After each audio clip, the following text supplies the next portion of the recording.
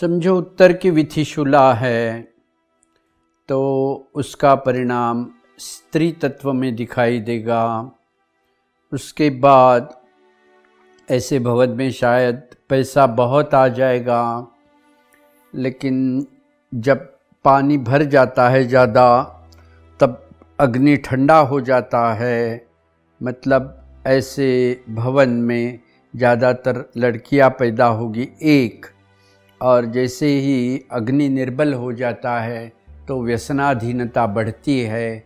जीवन की एक पॉजिटिविटी ऑफ द लाइफ जो आर्यमा और सविता सवित्र से जुड़ी हुई है वो कम हो जाती है। उसमें आर्यमा जो है ख़ास तौर पर वो पितरों से जुड़ी हुई भी देवता है। जैसे श्राद्ध करते हैं तो उसमें आर्यमा को भी तर्पण किया जाता है। तो आर्यमा सविता सवित्रु विवस्वान ये सेक्टर जब खराब हो जाता है और वो ख़ास तौर पर नॉर्थ की विथिशूला में जब हो जाता है तब ऐसा भवन एक तरीके से पैरानॉर्मल एक्टिविटी आपको ऐसे भवन में दिखाई देती है, जिसको शैडोज़ बोलते हैं। वो जो ध्यानवान ज़्यादा करते हैं उनको वो शैडोज़ वगैरह दिखाई देते हैं। आम आदमी को तो भुगतना पड़ता है, तकलीफ़ होती है, फिर पता चलता है कि ये जो परिणाम है वो विक्षेप देवताओं का अधिकतर परिणाम हो जाता है। जैसे उत्तर से तो पिलिपिंज है और 180 डिग्रीज पर विकट है, तो यहाँ से विकट है, वहाँ से पिलपिंज है। वो पिलपिंज और विकट के सैंडविच कर देता है वो भवन को, तो वैसे ही सैंडविच हो जाता है। तो विकट का परिणाम अकाल मृत्यु से जुड़ा हुआ है, तो पिलपिंज का परिणाम जो है वो स्त्री तत्व और अतिरिक्त जल का वेग जिसको बोलते हैं, स्पीड बोलते हैं। तो ऐसे भवन में एक ख़ास तौर पर एक सेपरेटिंग एस्पेक्ट रहता है। समझो वो ट्रैंक्विलाइज कर दिए हमने विथिशूला बाय रेमेडीज, तो भी पानी ज़्यादा होने की वजह से वो सेपरेटिंग एस्पेक्ट समझो। एक बेटा है, दो बेटियां हैं, तो बेटी ऑस्ट्रेलिया को गई, बेटा लंदन को गया, दूसरी बेटी अमेरिका को गई, बूढ़ा बूढ़े घर पे रह गए। ये सेपरेटिंग एस्पेक्ट हो गया। तो इस प्रकार से जब पानी भरता है किसी भवन में ज़्यादा तो उसका एक परिणाम है सेपरेटिंग एस्पेक्ट। अच्छा हो जाएगा सबका, लेकिन सब साथ में रह नहीं पाएंगे। इस प्रकार से भी उत्तर की विथिशूला का परिणाम रहता है। ईशान्य की विथिशूला है तो वो बता दिया कि वो कोई महाराज लोगों से आदमी जुड़ जाता है और वो महाराज उनके सब पैसे का भोग लेता रहता है।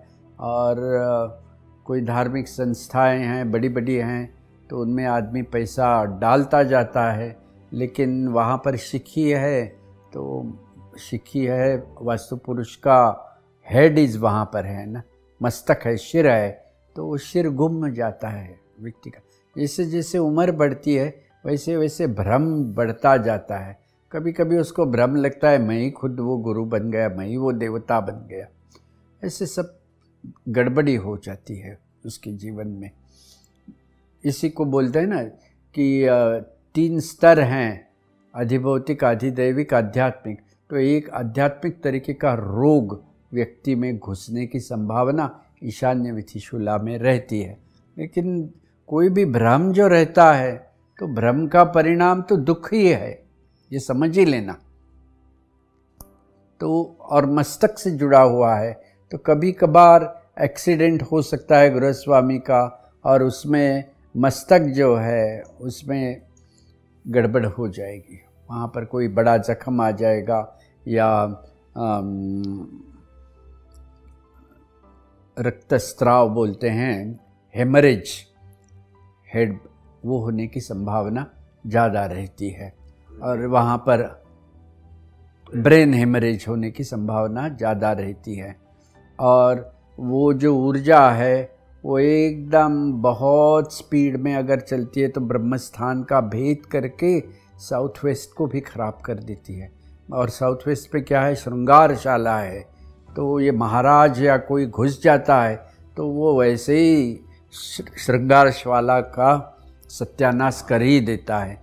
व्यक्ति को कौन से काल में किस चीज़ से जुड़ना है ये शास्त्र ने दिया हुआ है कि पहले 25 साल सीखो, उसके बाद 25 साल पैसा अच्छे से कमाओ, उसके बाद 25 साल वानप्रस्थाश्रम मतलब हर चीज़ का मोह धीरे धीरे छोड़ते जाओ और फिर संन्यास आश्रम है। तो वो जब ईशान्य विथिशूला चलती है तो जीवन का प्रारंभ ही संन्यास आश्रम से हो जाता है। फिर ऐसे लोग आप देखोगे, बस ये साल मैंने डिसाइड किया है कि रसगुल्ला नहीं खाएंगे। अरे कितना सुंदर है, बढ़िया है, उठाओ खाओ, मज़े ले लो। और अर्ली एज में वो रसगुल्ला छोड़ दिया बोलता है, और वो छोड़ने में उसको ऐसे लगता है कि कितना बड़ा पराक्रम मैंने कर दिया। अरे पराक्रम करने के लिए बहुत है रास्ता, ऐसी चीज़ों में थोड़े ही पराक्रम है, ये छोड़ा वो छोड़ा वो छोड़ा। छोड़ने के लिए ज़िंदगी है नहीं। रसो वही सहा, जीवन का ईश्वर तत्व का सूत्र है कि तुम किस प्रकार से हर चीज़ में रस लेते हो। वो सच्चा भगत है भगवान का। वो रसगुल्ला तुमने बनाया, लेकिन वो उसकी बेसिक सामग्री तो भगवान ने बनाई हुई है। तो तुमने रसगुल्ला एक छोड़ देना मतलब किसी गृहिणी का भी अपमान हो जाता है। गृह देवता है वो, और उसके साथ भगवान ने इतना बढ़िया बना के दिया है, तुम खाओ, जरा मज़े ले लो। भगवान को बोलो कि प्रसाद तुमको पहले दिखाते, बाद में मैं खाता। इस प्रकार से देखो, रसमय जीवन हो, ये नैऋत्य प्रभा का महत्व है। और वहाँ पर शुक्र है। शुक्र मतलब आर्ट ऑफ लिविंग है, जीवन जीने की कला शुक्र से प्राप्त होती है। ये समझना चाहिए, उसमें कला है, जीवन है। तो ऐसे वो ईशान्य विथिशूला का परिणाम है।